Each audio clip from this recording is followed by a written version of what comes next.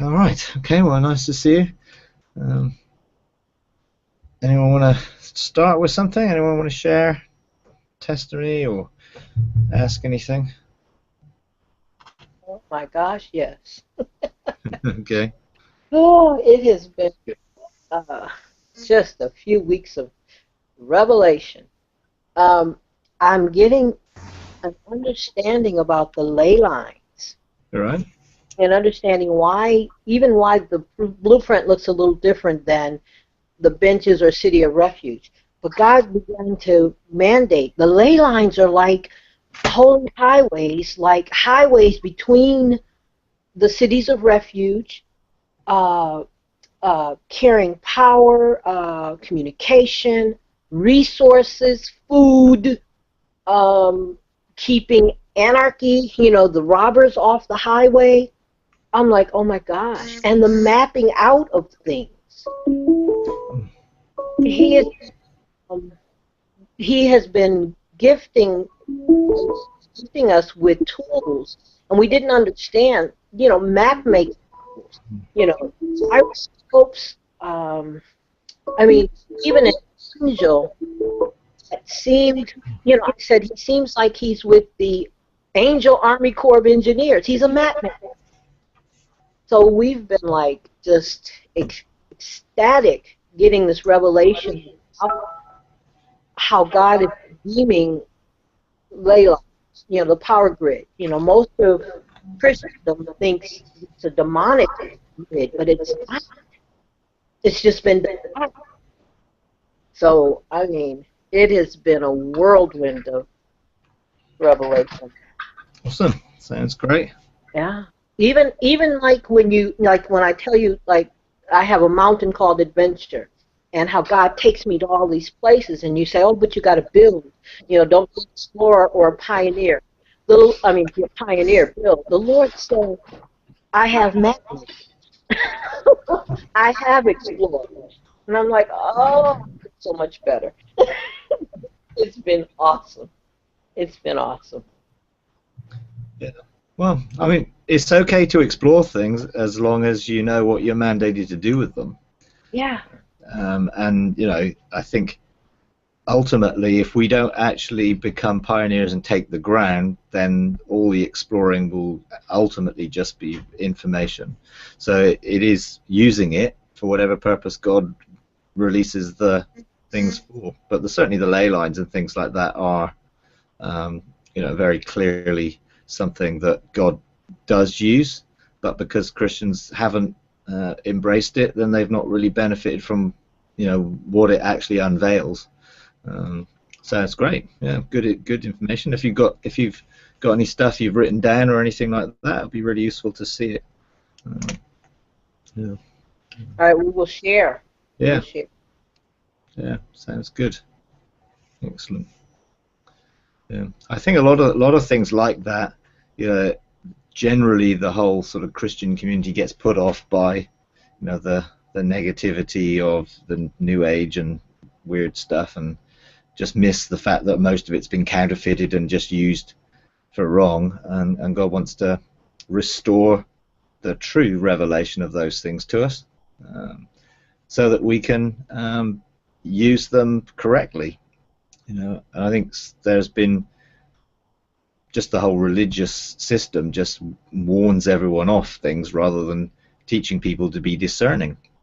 And if we're discerning, then we can chew the grapes and spit out the pips and see the real from the counterfeit and embrace, what was there for us that God had intended, that the enemy usually hijacked and then put it off limits. So that's good. Excellent. Okay. So who else wants to share or ask anything? Mike, Yeah. I was going to see if you could elaborate on the four watcher angels that stand on the four corners of the earth holding back the four winds. I had inquired about that with the Lord and got a lot of revelation, but I wanted to hear what you had to say. Not a lot really. um, I obviously the whole issues with fours being a windows and opening things, is a key, understanding for us to see those patterns of fours within Scripture and within what God is revealing. Obviously, four faces of God, and the four winds and four windows of heaven, and those four angels. I think the key to it is to engage where you need to. I'm much less inquisitive of needing to know things, and I realize that when I need to engage something, then I will be able to, and then the revelation will get opened up for me to actually encounter or use those things. I think some of it relates to what Jesus was referring to, those sent out to the four corners of the earth. Obviously, there aren't actually four corners of a sphere, but in terms of four dimensions, really is what it's talking about. That eventually will release a harvest, and will release heaven to engage earth in such a way that the harvest will come. Other aspects of the windows of heaven, in terms of the river of life, and I've seen the river of life flowing through windows into the atmosphere of the earth, and it's basically held back there until we deal with the atmosphere of the earth and are able to release it onto the earth. So there's sort of lots of different ways of viewing those windows. I think that there are pretty high level angels to have that responsibility and be involved in that. What was it that you felt God sort of show you about it? Is there anything we need to legislate into with those angels, or are they waiting for anything? What revelation did you get with it? Well, the place that I was at, am I echoing? Can you all hear me echo? No. Okay, it's echoing back on me. The place where I was at just filled.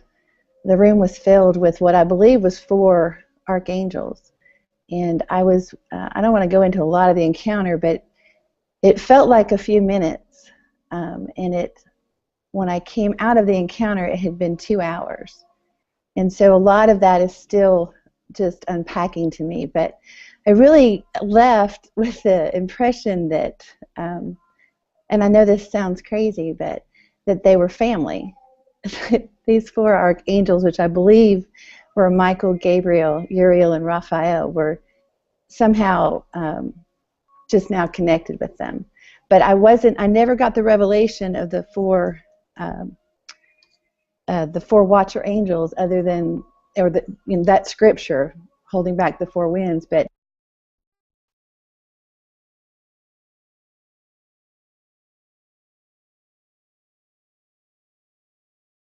Okay. Well, she seems to have disappeared there for some reason. Not sure what's going on with that, but okay. Well, has anyone got anything else until she comes back? Oh, there we go. Okay. I have no idea what happened. She's got bombed out. So.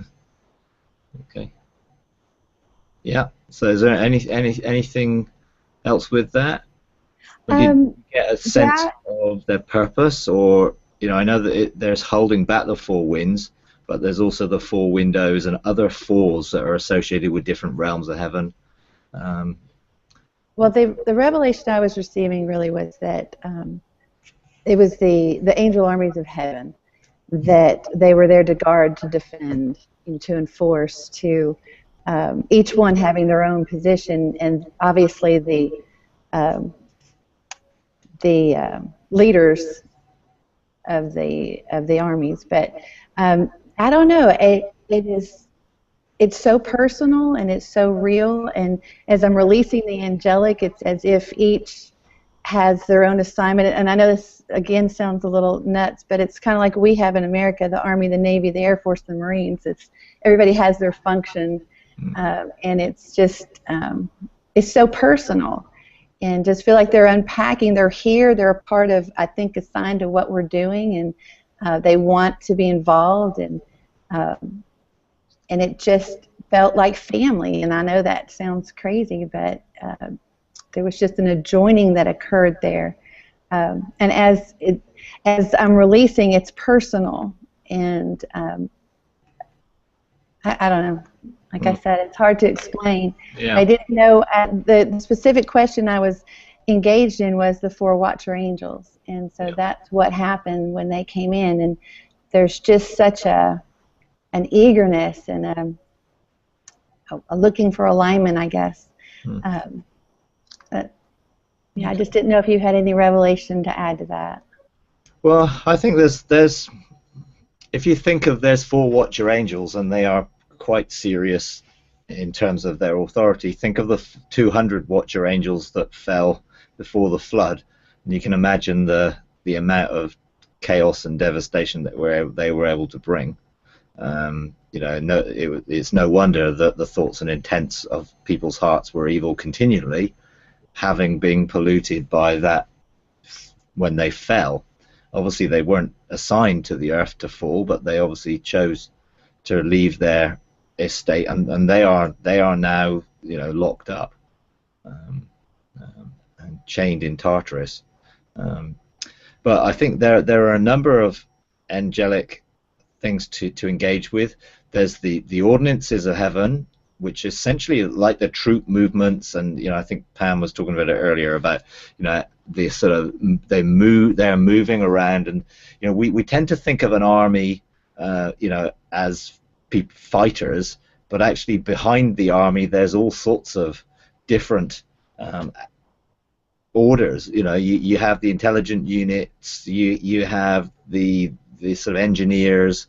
You know, there's a whole host of different functions to make an army function. Those on the front line are only a small part of it, and there's so much about the chancellor's houses and the House of Ordinances, where the angel armies and the angelic orders are being assigned and released and being put in place, and they're waiting for us to engage them. You know, we have 4 angels that engage with us, and they're examples of an order of angels that are specifically released to help the Joshua generation transition. You know, so we have, you know, transformation and winds of change and sound of many waters and refiner's fire, and they will go where they're invited. I mean, wherever I go anywhere, you know, I those angels, that order comes with me, and I usually release them and let them, and they stay if they're welcomed, and you can re-engage with them, and they're very much about transformation and bringing us into our identity and understanding it with the Joshua generation and what God's doing with that. There are some areas where we are called to take some of the roles that those angelic order are currently occupying in terms of chancellors' roles and judges, magistrates, and other areas, and God is raising up people with new mantles and scrolls for some of those areas so that we're actually involved. In the affairs of the nation's house, there are 9 thrones being prepared for people to occupy the 9 tectonic plates, which are currently occupied by fallen angels. And so there's a lot of activity in aligning and arranging the heavenly host, and you know, when we engage in our mountain and they recognize the authority when we're on our throne, then the whole canopy of angels is around us, you know, and the different orders of angels all have different functions, all have different roles, and we need to understand how to interact with them. You know, I encourage people when they go onto their mountain, and if they've got time, to go into those different spheres of government that those angels occupy. You know, so you know, I wouldn't start at the bottom of the sphere. I would engage with the living creatures, you know, and work your way down to the, you know, the Ishim, and because you know they're sort of very, very powerful, mighty ones. But they all have realms in which they operate in, and it's important that we learn how to administrate in those realms, and how to engage with them, and how to, because they're not. I think some people think that some of these things are just, well, the angels are just around like the atmosphere, and there's like a cloud or something, and they're all in it. I mean, these are dimensional spheres that they have rooms and benches and courts and all sorts of things in. Now we can call them, and they can come and engage with us. You know, we can go to the court of angels, and we can actually get them to come to those courts. But it's actually good to know what their domain is like, and you get clues to what they do and how they function by engaging with their domain. You know, and so there's a lot of necessary activity that we need to understand how to be involved with, so that we can correctly assign those angelic armies or the ordinances of God and the different companies that angels have, different functions, so that we can be participating and cooperating with them, and they with us. You know. Yeah. One thing too that, like I said, it seemed like a few minutes, but it was a couple hours, and so as I get to go back there, I journaled some stuff right away, but as I go back, it keeps unpacking things that happened there. But one thing that kind of confused me is in this discovery is they were tied to the four faces of God.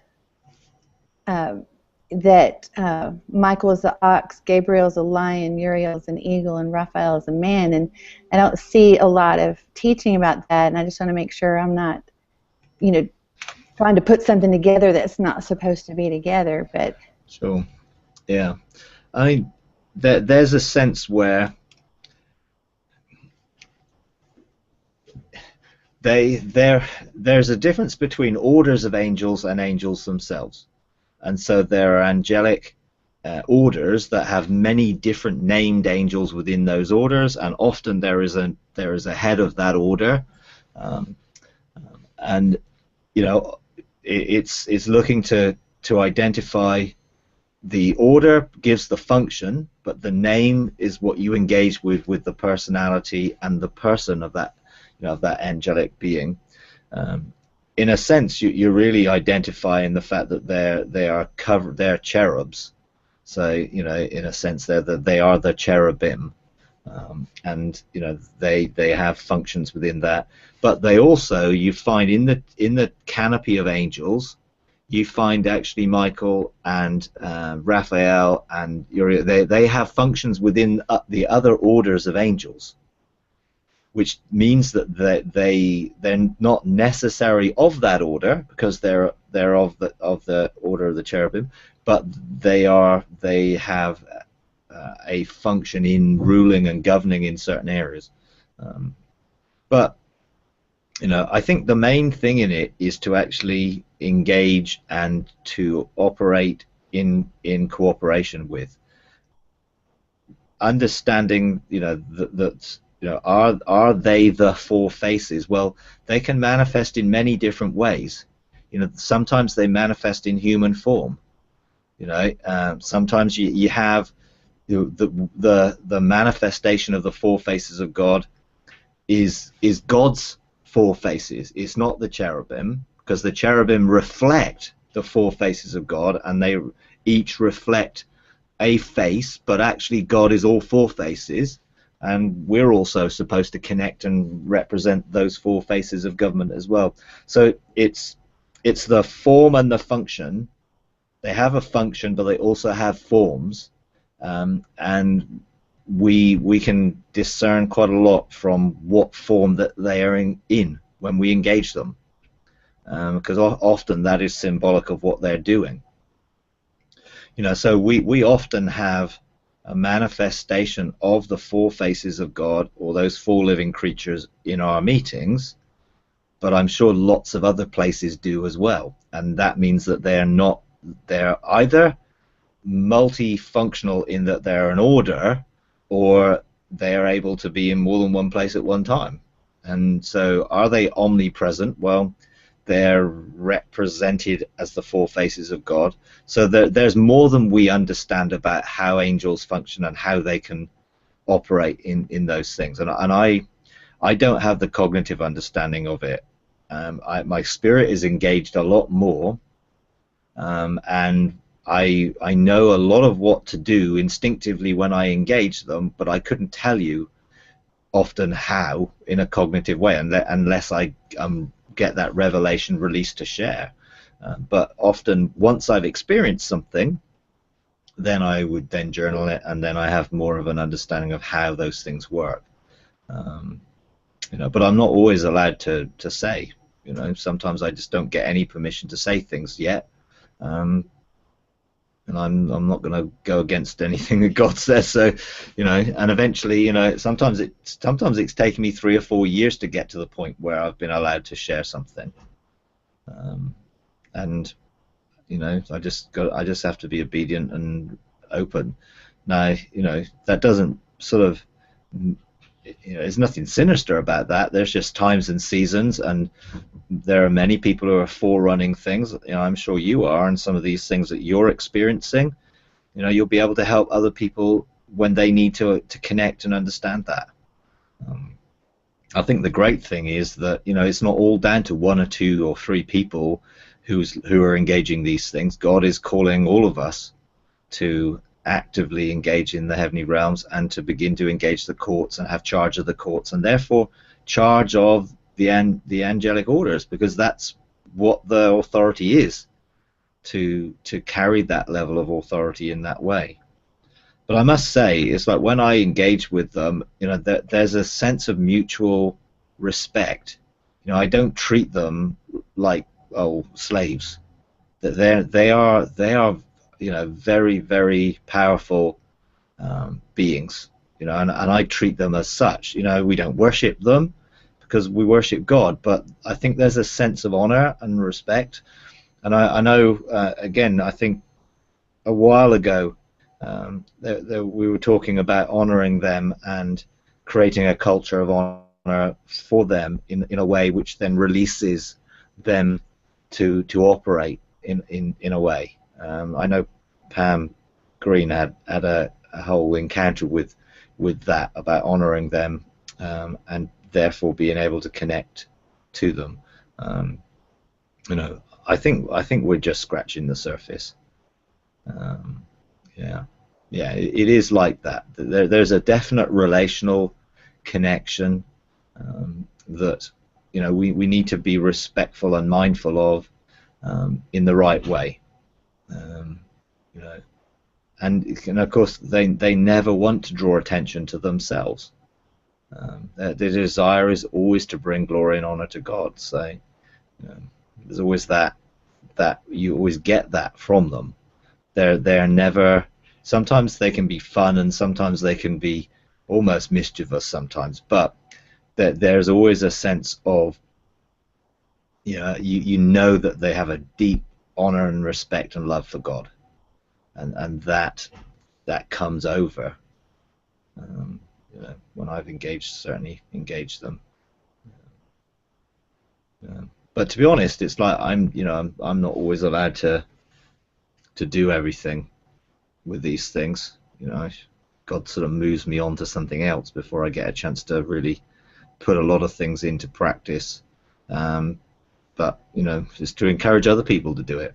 I think that's the thing. We all need to do what we're called and mandated to do, and that will open up the avenues for being able to do it. And I think for some that will be having a very clear heavenly engaging with the ordinances of heaven and different things, and some of it will be more of a administrating that into the earth and different things. But it's all good. Yeah. So, excellent. Okay. Anyone else got anything they want to? Hey, Mike. This is Steven. Oh yeah. Just want to get your thoughts real quick. There's 22 letters in the alphabet. Actually, 24. There's 2 missing. Which I've figured out which the 23rd is. I'm still looking for the 24th. But what would you, or what's your opinion about, or could those be the 24 elders?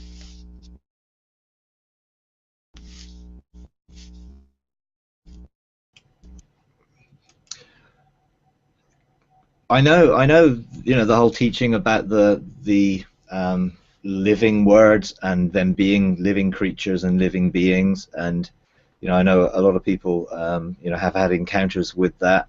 I can't say for myself I've ever encountered it in that way, but I know that I'm encountering the revelation that's released in engaging God. And I remember hearing one of Ian's friends, Carl, I think, is it Carl Whitehead? Well, he shared his encounters with the living letters, and he shared the living letters, that how they formed the word peace, and then he released revelation of encountering the letters in the sense of their meaning in peace. And I I wrote down what he said, and then checked with my personal experiences and found that I had exactly the same revelation in virtually identical way, but I didn't engage the living letters. I was encountering God in talking to Jesus, who's the living Word.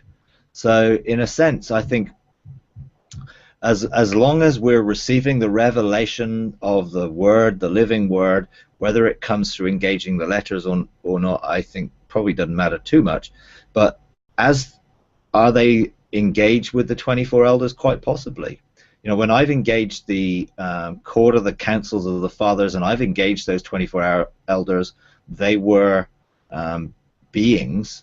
I didn't sort of see them in a pictorial form as letters, but quite possibly that they could have an associated aspect to that, because they operate in a very high level place in terms of the court of the councils of the fathers, and they authorize very high level things when I've engaged there. So quite possibly, I think that's the sort of revelation that may well get unfolded, and all these things are layer upon layer and layer upon layer, and there's so many different levels of revelation to everything. I think the Hebrew understanding of revelation of words and letters is, there's four distinct levels, like plain and hidden and secret, but there's usually 70 facets to every layer, so that there's an amazing depth of revelation that we can receive, and we may get one level of revelation and then go deeper and deeper and deeper, and it may be that the revelation of their connection to the 24 letters could be just another depth of revelation of their who they are and what they do and how they function. So if you have more revelation about that, I'm sure that will unveil it more. Although I can't say I've got a personal experience of them as living letters, I certainly have a personal experience of their function, and they certainly would be releasing the word in a way which could well be linked to that. So yeah.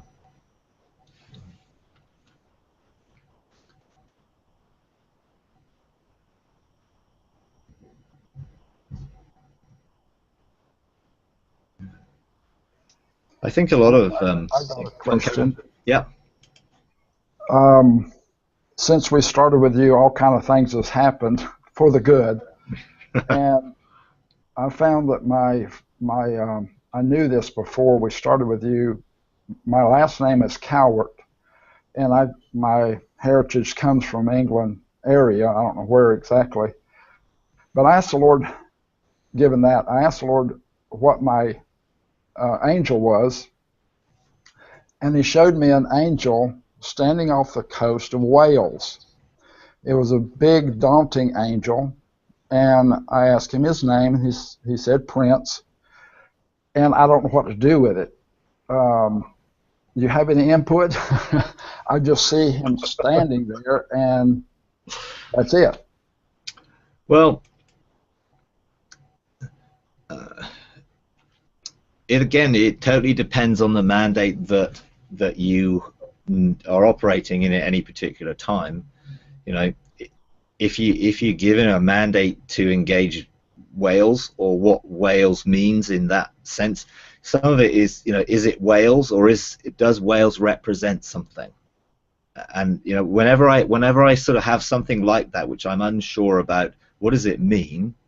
I'm really looking for, I ask questions like to God, does Wales means I have something with the physical country, or does that physical country represent something? Therefore, I need to understand why you're showing it me in that context. And then once you start to get some revelation about that, then you can begin to unpack, why it is that you're in seeing that or engaging it in that way. Because Wales as a nation, has a redemptive purpose and a redemptive gift in God, and has obviously in the past released things like the Welsh Revival and other things. The Company of Burning Hearts and all those guys are in Wales, and there's a sense there, and they have a heritage, which may be complementary to what you're called to do, or it may just be the symbolic nature of Wales that God's wanting to connect you to. But if you find out and you have something specific in terms of, okay, for Wales, or you have some sort of mandate to release what you're doing into Wales, then then that angel could be the gateway in. Because if you have an angel that's saying it's a prince, then it's usually a prince warring angel over the nation or the region.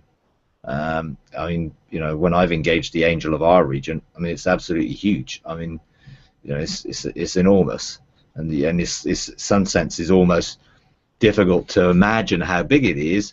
But when I engage it, it's almost like I can talk to it face to face, even though when I perceive it, its stride is 75 miles long, so it straddles our whole region.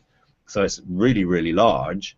But when I engage it, it doesn't appear that way because I'm just talking face to face with it. But in reality, when I sort of draw back, it's just like very, very impressive and has a very strong regional mandate. So yeah. It's quite interesting, Thank you. It is very large. It seems like you say, 75 miles tall. It's like, yeah. wow. So, yeah, thank you. I appreciate it. Yeah. But there will definitely be a significance to the encounter, and I think it's God will unveil that. As it's important. And some of these things, I've had encounters like that which meant nothing to me for a while, until a particular time or a particular season, then it opened up. I mean, I saw the angel over our region quite a while ago, and I began to engage with that angel, understood what its function was because it had particular things in its hand. But it was a couple of years later that then I was able then to begin to administrate and legislate what it was doing. And we just actually had a regional gathering a few weeks ago in which that angel was present and began to engage the people there with some specific mandates and things to dig some wells and unblock some wells and do some things and bring fire into things. Whereas I saw it 2 or 3 years ago, and I understand what it's doing because it relates to other visions that I've had, but I didn't really have any way of outworking that. So I began to seek God for a strategy of what I needed to do, and and we established a bench of 3 in our region, and then together we began to engage God together, and we had a strategy released to release a sound. And so we released a sound, and that was, and it was like, how do you release a sound? Well, we released a sound spiritually in heaven, but we also released a sound in a way, we sent an email out, which was a very cryptic email, and we just, because we felt that's what God say to do, send it out. And then for 18 months, we did nothing, but we waited, and we waited for whatever happened to begin to do what it needed to do, and then we felt God say, now you need to call in those who were touched by that sound. And so we sent an invitation out to people to gather, and those that gathered, we had a great time, engaging heaven, and very interestingly, one of the things that I believe God is doing in this season is to start to challenge our preconceived ideas about the boundaries that we've put on maps, and how we've identified and made maps in man's likeness and image, and the territory that most maps are formed in is usually through conquest or war, whereas God is actually reforming the boundaries of maps to a heavenly perspective, which is why ley lines and things like that are connected to some of those things, because they don't respect human maps and state boundaries and other things like that. And we tend to get very focused on our state and our place and our country, and it can be quite nationalistic, and actually God doesn't view it in the same way. And he has, in the temple in heaven, there are maps, and those maps are moving and shifting, and the boundaries are shifting. So when we engaged heaven locally, and we have in our region, the southwest region, we have 5 counties, which are quite small compared to your states, but they're areas within the nation. So we have Cornwall and Devon and Somerset and Gloucester and Wiltshire and Dorset, and they're all distinct counties. They have local government in their counties and various things. But we sort of sat people down, and we asked them to, in the afternoon, to sit together in their where their sort of boundaries are, and then we asked them to seek God about where they should be, and that was really interesting, because several groups of people moved as they felt God call them to align themselves with a different group, and I think God is beginning to do those type of things if we're willing to let him, but we have to let go of sort of our worldly way of thinking about places, because we can get very attached to places, and therefore can think that place is it, and actually God is wanting to reshape nations as well, not just sort of within nations, but some of the boundaries that exist are purely man-made, and God does not hold those boundaries. So some of those things are quite interesting in what God's doing, and we may have to get involved in some of those legislative things towards boundaries, and be willing to embrace something new and different, which would be quite a challenge to people who do have a strong nationalistic view of things. And we've got decisions that we have to make in our nation. You've got elections coming up and things, and we've got a referendum that's on whether we should stay in Europe or leave Europe in terms of being part of the European Union. And my natural reaction to that would be one thing, and actually I'm feeling God wants me to think another way, because his bigger picture doesn't really need my natural instinct to agree with, and the same thing when it comes for voting and all those sorts of things. Are you going to vote according to your preference? And that's usually you vote on 2 ways. Either you're voting for personal interest, are you going to get the tax breaks, and are you going to be more comfortable or better off with this party in power? Or sometimes people vote on the wider social context. I've always voted on a wider social context. I've never really thought about, well, what's going to benefit me, but I always think, well, how are the worst off going to be benefited because no one looks after them, you know? And I voted that way, you know, out of sort of almost principle, but you know, as I've been engaging God recently around some of these things, and particularly about, you know, this referendum, you know, he basically has told me that, you know, that my voting preferences have not taken into account what he wanted, and he has a bigger picture that he wants us to see when it comes to those type of issues. And if we're looking to legislate into things, we really need to make sure that we're on God's side in it. And that might not be the thing that makes us most comfortable or gives us, you know, okay, yes, we're going to have a government that's going to really, you know, enforce our strength in the world and all that stuff. Well, God may actually want to do something totally different, and he may choose someone that we wouldn't choose because he sees the bigger picture, and we have to start seeing the bigger pictures as well.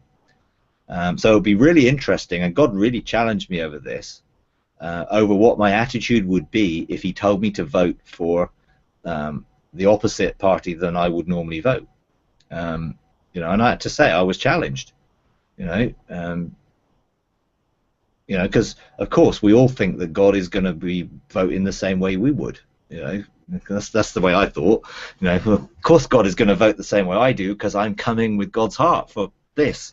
But I now see a much bigger picture to it, and you know, when I look at, you know, the choices you got on voting, you know, it's like good luck, you know. But actually, God has a purpose involved with it, you know. And I think there's a bigger picture that I think we really need to understand, because if you don't understand it, then you can be very much in a negative thing. You know, in our last general election, you know, there was a really surprising result.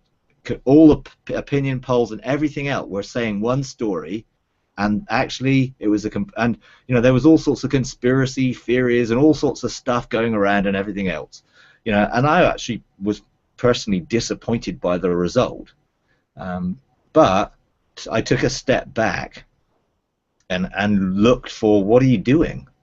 You know, is this part of your bigger plan to bring your purposes in our nation aligned and outworked? And therefore I have to honor that, and therefore I never dishonor the government, even if I don't agree with what they're doing or their policies or anything else. I never dishonor them, because I believe that God has placed them there, and it may not be to do what I would like them to do, but he has a bigger thing there. So it would be really interesting if people are willing to seek him about, you know, that, so we can cooperate. Because I look at some of the posts on some of the Facebook things that are there, particularly from people in the US, and they're so disparaging about the government and various things and all these policies and everything else. And I'm just thinking, it's you know, they're not seeing the bigger picture, you know. And I think we do need to, if we're gonna hold any sort of level legislative governmental things to this, we need to cooperate with God and not work against him, you know. And that means being willing to, you know, lay down our personal preference for seeking God. Now, it's whether you can hear God or not is the issue, because sometimes it's so hard to hear him over our own voice and our own thoughts, you know. And you know, and he certainly has challenged me recently, because I know I really feel that the way God wants me to vote in this referendum is not the way I personally want to vote, which is going to be a real challenge, you know. So it's interesting.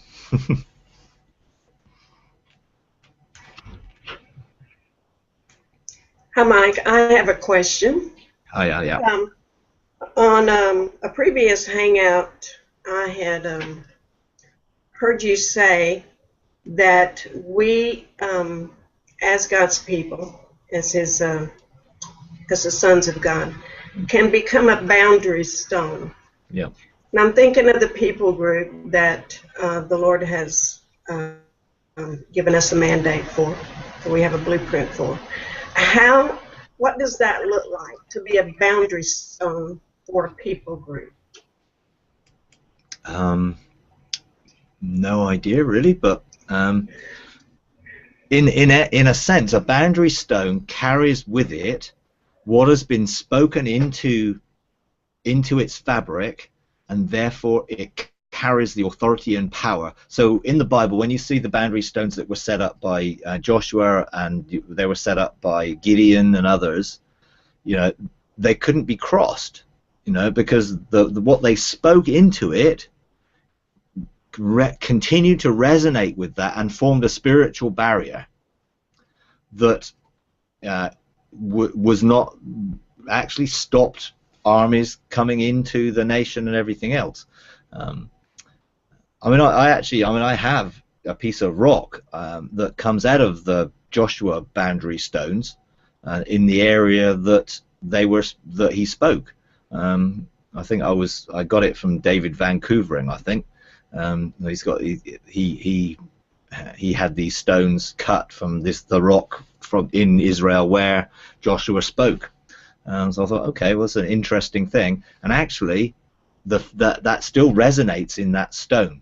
Even after all this time, there's still something in it. Because when we speak, and when light and sound engage something, it stores it within the fabric of that material. So, like this room is filled with all the things that go on in these hangouts and everything else, because everything is recorded. And we know that from the point where sometimes you go into a place and it feels quite dark and cold, and because there are things that have gone on there which are stored in there, and of course we can release them, and we can ministrate and legislate into those things to shift it. But so if it's a person is a boundary stone, then you have to be resonating with what God says, and you become that voice, if you like, for what God says for that people group.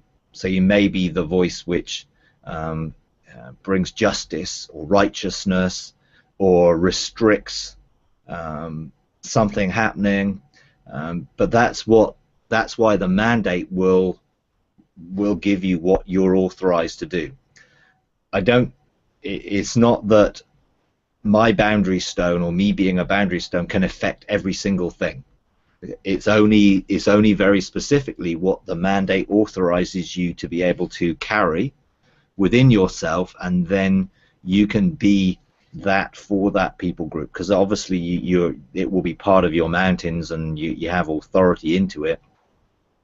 But it is I would say there are decrees and declarations that would need to be made directly for that boundary stone and what it's actually authorizing to do. We have 7 boundary stones here, which are our 7 mountains, and those boundary stones they all have declarations that they've made, and as boundary stones they then form a canopy over us, which God has shown us that we need to have. So they have things like that which need to be maintained.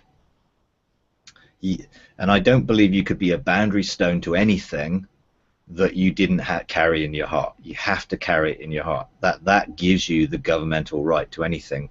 Carrying it in your heart, the desire in your heart for it, for God's purposes to be outworked through it, and then our boundary stones and our decrees, our mountain benches, they carry that responsibility to daily administrate that, because it's one of these things which is everything starts afresh every day. And that's why we need to operate daily with authority and with a mandate, not just an assumption that, well, I did something yesterday and it's okay. It's like, no, I carry it in me.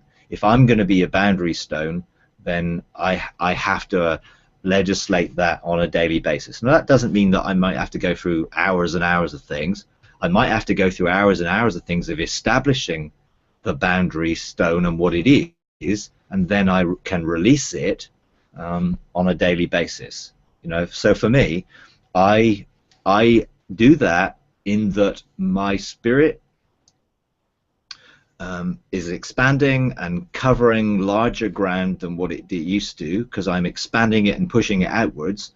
And so I in a sense, I encompass around a people group, which is our church. I encompass my family, I encompass the church, I encompass our area and region, and I have different functions and different levels of government in each of them. But I still am able to rule into those areas, and I'm practicing doing that on a daily basis. And I release a sound into those areas, but I carry them in my heart. That I know that I have authority towards it, because it moves me. I've cultivated that desire in my heart for it, and my attitude to those things have changed because of that desire in my heart, and I carry a love for certain things that I never did before. As I've spent time with God, and that develops a desire which then releases authority. And so I would say that you can be a boundary stone by getting your spirit to encompass that group. And you may have to set boundary stones. There may be more of you, than just you, but you could effectively, you essentially put a covering around, or you're just expanding your spirit around, and therefore you can begin to legislate into the atmosphere. And if it's a people group, then that would be, I think, would probably be something that began to develop, and the authority that you carried would begin to increase as you were diligent and vigilant. Most things you just don't do once.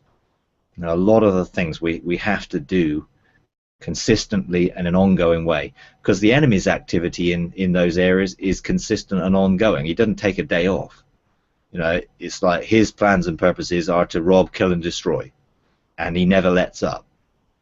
So we also can't take holidays from who we are.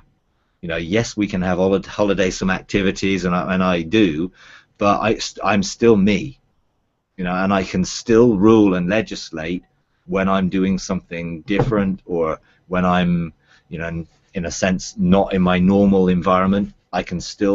My spirit is still able to connect. When I'm on a holiday, or when I'm on a cruise somewhere, or I'm in another nation, it does not stop me, because we're talking about a spiritual dynamic, not a physical one. And so you can continue to increase your governmental influence into those areas once you've established that area that you're administrating into. So yeah, it sounds like something that God's definitely doing. Thank you so much. Okay. That clarifies a lot of things. Okay. Thank you. Okay, you're welcome. Okay.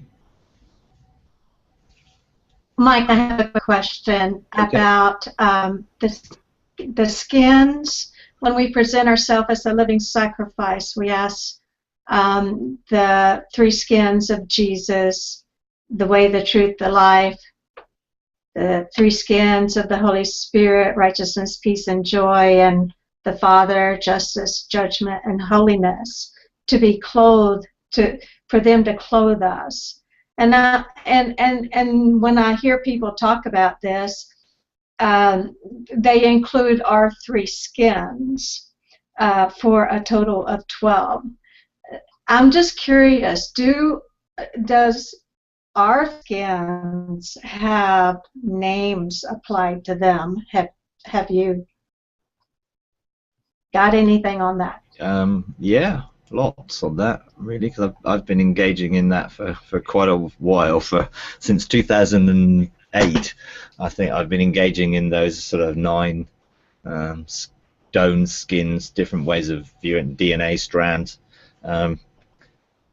they are really, when we begin to engage in a deeper level of intimacy with God, and you can engage those 9 levels there, because there are nine skins, 9 stones, 9 strands of DNA, 9 firestones, 9 fruit of the Spirit. There's lots of 9s, which are all really referring to the same thing, but at different levels of understanding and experience. When I'm baptized into the Holy Spirit, and I embrace the river of life, and I'm skinned with His presence, and I'm in Him. Therefore, I have the armor of light around me. When I'm baptized into Jesus, I have obviously those 3 skins: way, truth, and life. But there are also 3 of the fruits of the Spirit that are associated with Father, Son, and Spirit. There's also 3 governmental aspects that are associated with it. There's ultimately 12, because 12 is the fullness of government, and there were 12 stones on the high priest breastplate, not 9. And there were 9 stones covering Satan's body, reflecting the 9 firestones of revelation that we were to come into maturity as sons of God. And Adam and Eve would have encountered those firestones with Lucifer, because that was his assignment, if they continued their journey. And we now can re-engage that. So there are lots of places you can engage that. The dance floor, where the 9 strands of DNA engage us, and they begin to encode us with the revelation of those things, and there are multi-levels again. I've experienced probably 3 or 4 different levels in some of those things, the firestones particularly, which have been amazing. I mean, my first experience with those things, I didn't think there could be any more than that. It was such an amazing experience, and then the next time, it was, I was expecting something the same, and it was just at a completely different level, and then again, and eventually it engaged at such an eternal level that I was completely thrown by it. It completely changed me from when I engaged it at that level. So yeah, I think when we're baptized into that, into the river of life, there are 3 places within the river of life where you can engage the Holy Spirit, engage Jesus, engage the Father, and literally you're in sense have the armor of light, the armor of righteousness, and the armor of God, which are made up of those things.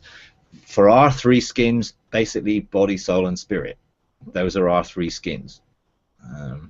Now we have natural 3 skins, because everything has 3 layers.